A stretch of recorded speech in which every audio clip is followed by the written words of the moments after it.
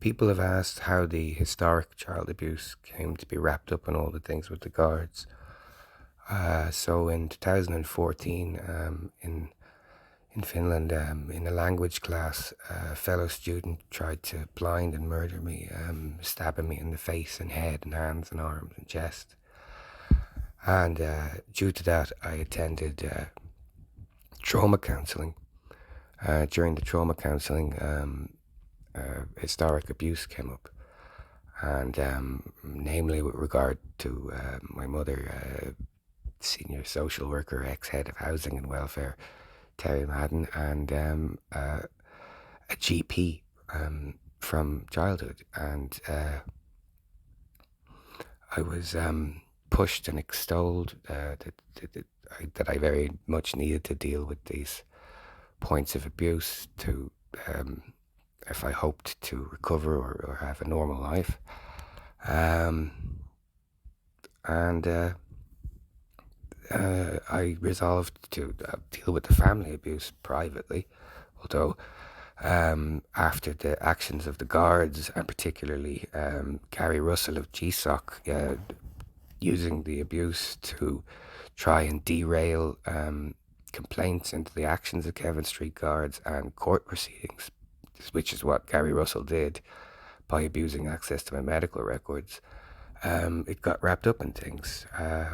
I approached my social worker mother to get information on the GP who had molested me, and I didn't expect that the response would be so violent and aggressive from her, as she did everything she could to obstruct it, and in the end bartered with me for his name that I wouldn't file a historic complaint against her. How Terry Madden responded to that was to then start telling everyone I was lying about everything behind my back, and that was going on before, but I didn't know how long it was going on for, and I only found out in maybe 2017 that it had been going on for at least 3 years. That they were telling people my stabbing hadn't happened, everything hadn't happened to me, and that was the beginning of her trying to obstruct and disable any coming complaint. Where Ruth Cannon comes into that, and Ruth Cannon's obsession with my child abuse and telling me I wasn't abused constantly to cause distress and dysregulation, I don't know. I don't know whether Ruth Cannon had links to Terry Madden in the end. I just know that it was an obsession of Ruth Cannon's to try and obstruct any historic abuse complaint, and simultaneously use the trauma of the childhood abuse and later adult abuse by the social worker Terry Madden to cause extreme distress. And in causing that distress, Ruth Cannon was able to gain a more manipulative point in my life and a more coercive, controlling point.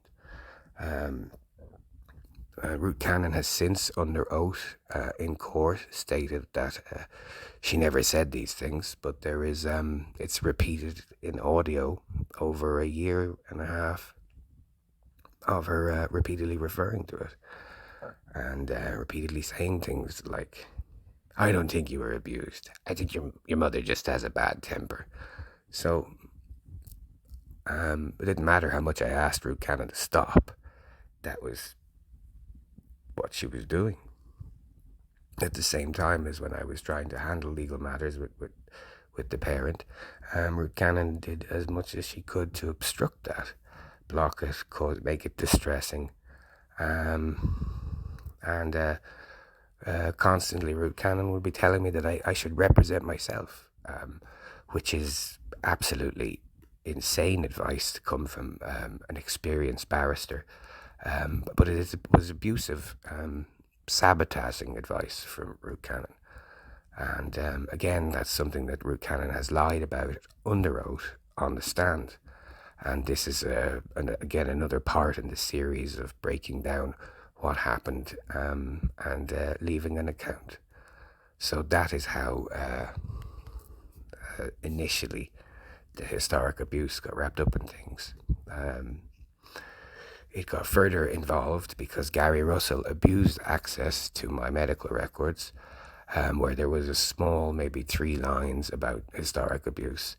And he focused on it and he wanted to get Tusla involved and everything. But I realized later that it was a fraudulent thing by Gary Russell, of GSOC, because when Vincent Blake attempted to rape me at Christmas of 2017 going into 2018, or so 2018 going into 2019, and I tried to report that via Gary Russell because he had given me this big spiel about how, he had training in this, and it was an urgent and pressing matter. He had absolutely no interest in that sexual assault, and I realised that he was just using the historic abuse and the abused access to my medical records to run interference for Kevin Street Guards and to cause as much emotional damage and distress as possible, and that was one of his tactics and one of the guards involved's tactics to try and deflect from any misconduct that they perpetrated, which is a vicious and cruel way to deal with it. But they do what they want and they destroy people. But that is the initial part of how the historic abuse I suffered became part of things. So I'll record another documenting account of how everything went down in a little while. Thanks for listening.